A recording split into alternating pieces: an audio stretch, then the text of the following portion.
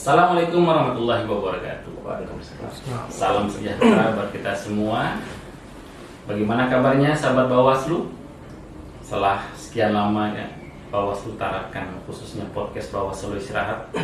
Tahun ini kita memulai kembali berbicara santuy ya dengan di podcast Bawaslu Kota Tarakan. Kali ini yang menjadi narasumber adalah Korbis SDM Bawaslu Kota Tarakan, Pak Jupri. Gimana kabarnya Pak Jupri? Sehat? Sehat dan posisi suara serak. Oh, suara serak. Suara serak, nggak ada masalah, yang penting sehat. Siap. Sahabat Bawaslu, sebagaimana diketahui saat ini kita sekarang sedang menghadapi tahapan perekrutan Panwascam, di mana mulai tanggal 21 sampai tanggal 27 dimulailah pendaftaran Panwascam atau yang dikenal dengan Panitia Pengawas Tingkat Kecamatan. Nah, sebelum kita mengulik lebih jauh tentang bagaimana Panwascam, hari ini kita akan bicara santuy dan bersama dengan Korbis SDM yang mengomandangi rekrutmen Panwascam. Pak Jupri, sebelum kita berbicara tentang syarat mungkin hal-hal yang terkait dengan penerimaan Panwascam, sebenarnya Panwascam itu apa Pak Jupri? Ya, sebelum kita jauh melangkah apa itu Panwascam, pertama-tama sebelum kita membuka pendaftaran, tentunya kita harus ada sosialisasi toh. Nah, sosialisasi itu saya rasa hampir semua perusahaan lah maupun itu harus ada sosialisasi. Yang jabatan ingin direkrut, ingin dimasukkan, ingin direkrut lah istilahnya bahasanya.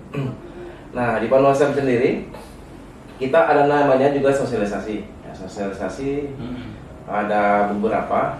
Yang pertama itu ada di kecamatan. Kecamatan sudah kita sambangi juga beserta teman-teman pimpinan yang lain. Bahkan sampai Kosek juga ikut aktif di dalam melakukan sosialisasi. Yang kedua, sosialisasi kita itu ada di koran yang terbit hari ini pada hari Senin tanggal 19. Ini hari sudah terbit. Dan yang selanjutnya itu kita adakan sosialisasi di media sosial. Dan sosialisasi di media sosial itu tentunya Bawaslu juga sudah masif memberitakan hal ini di media sosial. Terkait apa itu sosialisasinya? Yaitu terkait dengan pengrekrutan, apa itu tugas Panwascam, apa itu tugas kewenangan tugas dan seperti itu. Jadi tugas, kewenangan dan wewenang Panwascam. Jadi Bawaslu Tarakan ini sudah melakukan publikasi terkait dengan rekrutmen Panwascam ya? Iya, jadi begini, ketika kita merekrut Panwascam itu masyarakat bisa paham, apalagi masyarakat awam yang belum pernah tergabung di penyelenggara Panwascam maupun pengawas desa maupun di pengawas tingkat TPS itu, dia tahu bidang apa yang ingin dimasuki. Ketika background ini tidak dikuasai, bahkan dia akan mengurus secara otomatis, dia akan mengundurkan diri dan tidak mengikuti. Bagi yang mengerti, apalagi di bidang kepemiluan, dia akan ikut berkompetisi di hari pendaftaran, yaitu tanggal 21 sampai tanggal 27 Pak. Oke gitu. Jadi untuk sosialisasi Bawaslu Tarakan sudah memaksimalkan ya. Nah, pertanyaannya kemudian dari sekian banyak sosialisasi itu kan yang mungkin bisa menjadi pertanyaan semua sahabat Bawaslu, seberapa urgent sih direkrutnya Panwascam ini? Apakah Bawaslu Tarakan yang sudah permanen ini tidak cukup untuk kemudian melakukan pengawasan terhadap pemilu di 2024? Baik ya, pertanyaan bagus sih sebenarnya. Jadi kita seberapa urgent? Ya, kalau bilang seberapa urgent, kita urgent karena setiap tahapan harus kita awasi. Nah, sementara di kota ini kita awasi tingkat kota, bagaimana tingkat paling bawah di kecamatan, bahkan sampai di tingkat kelurahan dan TPS, dan itu wajib kita awasi. Nah, makanya kita terjunkan pengawas-pengawas kita di lapangan untuk mengawasi setiap tahapan. Nah, karena ini sudah memasuki masa tahapan verifikasi administrasi yang sudah dilakukan oleh Bawaslu Kota. Nah, sementara untuk perpaknya dan kemungkinan akan diterjunkan juga pasukan kita yang akan kita rekrut, yaitu pengawas kecamatan atau Panwaslu kecamatan, seperti itu Pak. Oke, berarti ini akan menambah kekuatan Bawaslu Tarakan Ya, jelas ya, di dalam melakukan pengawasan dan bisa memaksimalkan pengawasan itu. Jelas, pasti. Oke. Nah ini mungkin banyak sahabat Bawaslu yang agak sedikit kebingungan apa sih bedanya antara Badan Pengawas Pemilu dengan panitia pengawas tingkat kecamatan. Kenapa kok dua kata itu satunya menggunakan badan, satu menggunakan panitia ini? Ya. Ini juga sering ditanyakan oleh masyarakat yang karena belum paham. Bahkan kita ini malah tangga sebelah yang terkenal yaitu KPU. Mereka menyebutnya Bawaslu itu adalah KPU. Nah, padahal secara kewenangan dan tugas juga berbeda. Oke. Nah, untuk Badan Pengawas Pemilu itu tingkatannya kota dan sifatnya sudah permanen, tidak lagi bersifat panitia. Beda dengan kecamatan yang pada saat event atau di saat tahapan atau di saat pemilu maupun pemilu kada itu akan dibentuk. Jadi sifatnya panitia, kepanitiaan, sama istilahnya suatu pertandingan ketika kita butuh pengawas. Ya itulah dibentuk, maka dibentuk. Ketika pengawasan sudah habis, maka dibubarkan. Satu itu permanen, satunya sifat ad hoc ya, begitu ya. Nah, ini kan mulai menarik ini berbicara tentang Panwascam. Apa yang menjadi syarat Panwascam? Syarat Panwascam sih sebenarnya sudah diatur di Undang-Undang 7 tahun 2017. Itu di pasal 117. Nah, situ sudah jelas syaratnya. Tapi secara umum yang jelas saya coba terangkan itu minimal 25 tahun. Jadi minimal 25 tahun. Jadi beda dengan pengrekrutan KPU, tenaga pengawas kecamatannya, dia itu 17 minimal. Jadi kalau kita wajib 25 tahun. Dan itu syaratnya yang paling utama kita perhatikan. Dan syarat kedua juga harus bebas dari partai politik, tidak pernah dipidana selama 5 tahun, tidak menduduki jabatan sebagai ketua parpol tadi, atau berafiliasi secara politik lah ya. Iya. Dan ketika dia menjabat itu dia wajib mengundurkan diri dari parpol, dan itu harus dinyatakan pengunduran diri itu tidak menjabat atau tidak menjadi anggota maupun pengurus selama 5 tahun. Soal 4 tahun berarti dia belum bisa. Itu dihitung dari apa itu Pak Juk? 5 tahun itu Sejak dia mengundurkan diri. berarti dengan keluarnya SK pemerintahan itu ya? Iya, dihitung dari situ. Kalau misalkan sudah sekitar tahun 2020, berarti ini ya kita bisa lihat dari situ lah. Nanti kita ada masa untuk pengecekan berkas. Ya, kita ngeliat dulu sehat jasmani dan rohani, bebas narkoba, dengan membuktikan bebas narkoba dan tidak pernah dipidana selama 5 tahun, yaitu dibuktikan dengan surat keterangan dari pengadilan. Oke. Terus bagaimana Pak Juk dengan orang-orang yang ingin jadi pengawas tetapi namanya itu sempat terdaftar sebagai anggota politik di Sipol? Ya. Nah itu bagaimana tuh Pak Juk? Sebenarnya bagus juga ya pertanyaan dari Pak Dian. Ada memang beberapa yang menjadi kegalauan di masyarakat terkait ketika dia mendaftar menjadi penyelenggara. Ternyata namanya ada di itu masih boleh nggak dia mendaftar itu, Pak Juk? Sebenarnya siapa aja boleh mendaftar ya. Kita tidak ada ini, semua fair aja, siapapun itu masyarakat silakan mendaftar. Hanya saja satu, kita melihat dari kelengkapan berkas, keabsahan berkas seperti apa, syarat-syaratnya seperti apa, apabila terpenuhi. Dan ada satu ganjalan, misalkan nama dia terlibat di parpol. Nah, nanti pada saat dia terlibat seperti apa, kita akan klarifikasi dengan dia itu sudah membuktikan di portal KPU yang ngecek nama parpol itu, apakah nama dia terdaftar apa tidak. Ketika dia terdaftar, segera ke KPU untuk membuat surat keterangan atau paling tidak ada surat keterangan dari KPU untuk membuktikan bahwa nama dia itu sudah tidak terdaftar. Oke, jadi ini menarik ini Pak Juk terkait dengan nama yang ada di Sipol. Nah, sebagaimana kita ketahui kan saat ini tahapan pemilu sedang masuk di tahapan pendaftaran, verifikasi, administrasi, dan penetapan parpol. Dan saat ini kan kita masuk di verifikasi administrasi perbaikan. Nah, di verifikasi administrasi kemarin tuh kita menemukan di Bawaslu Tarakan ini banyak masyarakat itu yang dia tidak pernah mendaftar sebagai parpol, namun ngerti-ngerti namanya terdaftar. Dan ada beberapa masyarakat yang melapor ke Bawaslu dan tidak diteruskan. Nah, masyarakat yang sudah melapor itu apakah kemudian bisa mendaftar sebagai panwascam atau menunggu namanya bersih dulu nih Pak Jub? Gimana penjelasannya? Ya, kalau menunggu namanya bersih itu kan ada proses lagi yang dilalui oleh KPU. Entah itu namanya bersih bisa sampai sebulan, padahal sementara pendaftaran ini kan terbatas itu. Betul. Jadi sementara proses itu berjalan dan ternyata memang dia betul bersih, ya berarti lanjutkan. Yeah. Ketika dia di tengah jalan namanya dicatut di proses di tengah jalan itu oleh KPU, itu ternyata memang dia betul anggota parpol. Jadi kita nyatakan dia sudah tidak memenuhi syarat seperti tadi di 117. Nah, bisa saja dilakukan pergantian atau dilakukan PAW seperti itu.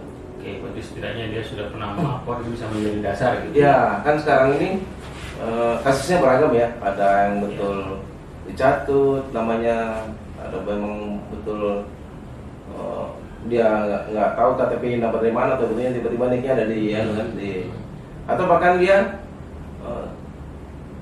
dari pihak keluarga sengaja memberikan KTP suaminya kan, misalnya, atau suami ngasih KTP istrinya seperti itu ke pengurus parpol kan, bisa saja. Itu bukan dia tidak tahu, malah dia tahu, cuma pihak keluarga yang memberikan. Nah, dari secara regulasi sendiri itu Pak Jupri, apakah ada aturan atau mungkin regulasi yang melarang orang-orang tertentu atau mungkin jabatan-jabatan tertentu untuk mendaftar sebagai panwascam? Kalau saya melihat dari sisi regulasi, tapi mudah-mudahan saya tidak salah. Tapi yang jelas selagi tidak disyaratkan di Undang-Undang 7 tadi, di pasal 117 itu, keterlibatan parpol tidak menjabat sebagai ini itu masih bisa saja, semua masyarakat luas kita masih terima. Masih bisa ya. Nah, terkait adanya sekarang ini masih banyak ya, ada isu-isu yang beredar terkait PNS bisa ya, itu kalau PNS itu bagaimana itu Pak Ju? Nah, sebenarnya kasusnya menarik menurut tentang PNS ini.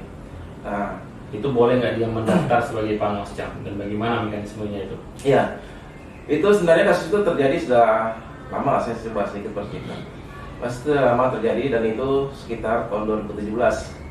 Itu ada surat dari Bawaslu RI untuk menanyakan ke Menpan RB. Itu tahun 2017 dan dapat balasan dari Menpan RB. Nah, itu tahun 2017. Itu sebenarnya untuk menanyakan pendaftar yang untuk mendaftar di Bawaslu kota. Oke.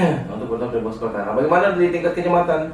Nah, di tingkat kecamatan, kalau menurut hemat saya itu kecamatan itu kan posisi panwaslu kecamatan itu kan bukan sifatnya jabatan, hanya sifatnya panitia, dan itu memang tidak diatur secara detail di undang-undang juga maupun di surat itu tersebut. Hanya saja panwascam secara Bawaslu kota, Bawaslu provinsi secara turunan dia tidak boleh harus mengundurkan diri. Nah, kita lihat lagi posisi jabatan ini, apakah panwaslu kecamatan itu dia itu pejabat? Kalau kota kan jelas itu pejabat. Nah, cuma ada solusi yang diberikan oleh Bawaslu RI di Juknis. Saya ada nggak ingat nomor berapa. Itu terangkan silakan mendaftar untuk ASN maupun PNS, hanya saja mendapat izin atasan. Nah, ya. Nah, yang menjadi pertimbangan apabila ada anggota panwaslu kecamatan, seorang PNS kan, dan itu mengundurkan diri. Nah, kita lihat sudah sebanding lagi dengan berapa uang permatan di kecamatan, berapa gaji di PNS-nya kan, terutama akan tingkatannya jauh sekali dibandingkan. Ini mengundurkan diri atau berhenti sementara ini ya? Berhenti sementara. Berhenti sementara ya. Artinya dia secara kepangkatan tidak jalan, namun status masih PNS gitu ya. Cuma memang secara honor ini tidak dibayarkan kalau untuk PNS. Oke. Tapi setahu saya hanya berhenti sementara di tingkat kota maupun di tingkat provinsi, tapi di kecamatan hanya diberi izin atasan. Izin sementara ya. Begitu juga dengan P3K, ASN gitu. Itu harus izin atasan juga. Ya, itu kan intern mereka Baik. sebenarnya. Baik, ini sahabat Bawaslu yang PNS ataupun yang ASN, nah ini dia ada lampu keterangan dari Pak Jupri. Pada prinsipnya ketika masuk kualifikasi dan ingin mendaftar di Panwascam dipersilahkan. Namun dengan catatan itu tadi, sahabat-sahabat, ya harus mendapat izin atasan. Nah, satu lagi tambahan. Ya. Untuk ASN, P3K dan PNS bisa mengikuti penerimaan ini Panwascam, hanya saja juga harus bersedia kerja paruh waktu. Jadi tidak fokus ke ASN-nya juga. Bahkan yang terbaru ini honor-honor juga kita harus buat komitmen juga. Jangan ketika sudah keterima di Panwaslu kecamatan, Panwaslu kecamatan ini hanya sekundari, hanya kedua dari posisi pekerjaan itu. Yang utama tetap ini. Makanya kita nanti dibuat ada di formulir itu membuat surat pernyataan bisa bekerja penuh waktu. Oke. Nah, seperti itu. Nah, ini menarik nih, kalimat kerja penuh waktu nih sahabat ya. Kerja penuh waktu itu maksudnya bagaimana Pak Jup? Bisa dijelaskan secara konkret nggak kerja penuh waktu itu? Apakah kerja penuh waktu itu dia harus mengundurkan diri dari pekerjaan atau profesi sebelumnya? Atau bekerja penuh waktu ini diartikan atau dimaknai dengan kerja dengan secara 24 jam? Ya, pendapat masing-masing saya lihat di orang tuh berbeda-beda. Kerja penuh waktu ada yang mengartikan itu 24 jam. Oke. Ada juga yang mengartikan itu ya penuh waktu. Setiap saat kita dipanggil, kita bersedia walaupun di dalam kebosluan, di dalam kita suatu lembaga itu hari kerja kita adalah hari kalender. Itu mungkin yang disebut juga sebagai penuh waktu. Karena berbeda dengan instansi lain. Kita nggak berbicara di perusahaan. Kalau perusahaan kan ada yang namanya 1 minggu ikut kerja, tapi dihitung ada uang lembur di situ. Tapi kalau kita kerja penuh waktu itu 1 minggu tetap dihitung kerja, tapi tidak ada uang lembur. Ya kalau menurut saya kerja penuh waktu ya kerja yang pada saat kita melakukan pengawasan di jam berapa, di hari apa, tetap kita laksanakan. Karena istilah di Bawaslu itu tidak ada kalender merah, semua hitam. Semua hitam. Semua hitam. Jadi ini sahabat Bawaslu. Jadi kerja penuh waktu itu bukan kerja 24 jam seperti Superman gitu kan, karena kita bukan robot. Namun kerja penuh waktu itu berarti kita bekerja sesuai dengan tahapan yang ada dan harus siap dengan segala konsekuensinya. Artinya tidak ada kalender merah. Kalau pas kalender merah, waktunya mengawas ya Pak Jub ya? Ya. Jadi seperti itu. Kalau memang ada permintaan tengah malam, kita diminta informasi data, ya kita harus siap mengangkat telepon. Nah, pada saat kita di hari Minggu itu ada acara keluarga, kita disuruh ngawas, ya kita siap. Kalau saya itu sih yang begitu. Menurut saya kerja paruh waktu. Jadi tidak kita Kerja penuh waktu kali ya penuh waktu Ya. seperti itu. Jadi apapun itu kita memang harus siap. Baik, ini menarik ini. Harus pertanyaannya ini, bagaimana kalau misalkan ada sahabat Bawaslu Tarakan yang menonton video kita ini berminat untuk kemudian menjadi Panwascam? Jadi siapa saja yang boleh mendaftar, silakan. Siapa saja masyarakat untuk mendaftar ini karena ini terbuka luas buat masyarakat. Asal memenuhi syarat yang sudah ditentukan di Undang-Undang 7. Dan bagaimana mengambil formulir, silakan bisa datang langsung ke kantor Bawaslu di Jalan Ladang, atau bisa juga melewati web Bawaslu. Nah, silakan mengunduh di situ ada menu untuk mendownloadnya.